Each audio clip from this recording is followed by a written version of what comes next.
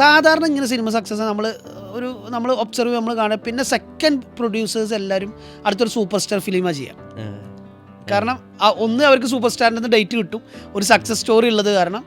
രണ്ടാമത്തെ അതാണ് അവർക്കും അവരെല്ലാവരും ഡ്രീം. പക്ഷെ നിങ്ങൾ രണ്ടാമത്തെ പടം ചെയ്തത് 100% കുറച്ചുകൂടി പുതുമുഖങ്ങൾ വെച്ചിട്ടാണ്. എനിക്ക് തോന്നുന്നു ആ ഡയറക്ടേഴ്സിൻ്റെ ഫസ്റ്റ് പടം അതല്ലേ. അവർ പിന്നീട് വളരെ സക്സസ്ഫുൾ ആയ ഡയറക്ടേഴ്സും സ്ക്രിപ്റ്റ് റൈറ്റേഴ്സൊക്കെ ആയി. പക്ഷെ അതിലെല്ലാവരും പുതുമുഖങ്ങളല്ലേ. അതെ അതെ, സാനിയപ്പൻ്റെ ഫസ്റ്റ് പടമാണ്. ബാക്കി അവരിൽ അഭിനയിച്ച എല്ലാവരുടെയും ഫസ്റ്റ് പടം ക്യൂൻ. അത് ആ സബ്ജക്റ്റ് ആണെങ്കിൽ ഭയങ്കര പ്രസക്തി.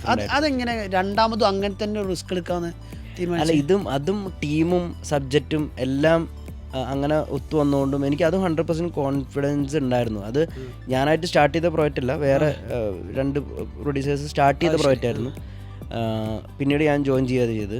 പക്ഷേ എങ്കിലും ആ ടീമിൻ്റെ അടുത്ത് അവർ ചെയ്തു വെച്ച കാര്യങ്ങളിലും ഇതിലും ഒക്കെ എനിക്ക് അത്ര നല്ല കോൺഫിഡൻസ് ഉണ്ടായിരുന്നു.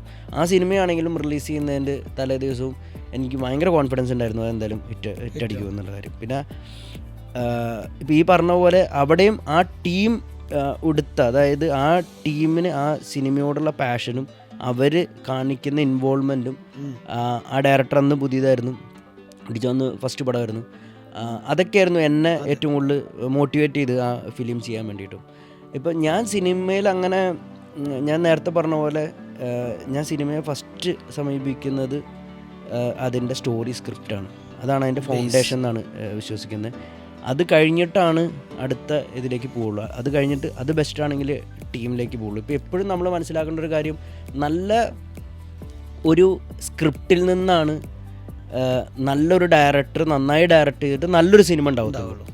ഒരിക്കലും ഒരു മോശം സ്ക്രിപ്റ്റിൽ നിന്ന് നന്നായി ഡയറക്റ്റ് ചെയ്തിട്ട് ഒരു നല്ല സിനിമ ഉണ്ടാവുന്നത് എനിക്കറിയില്ല.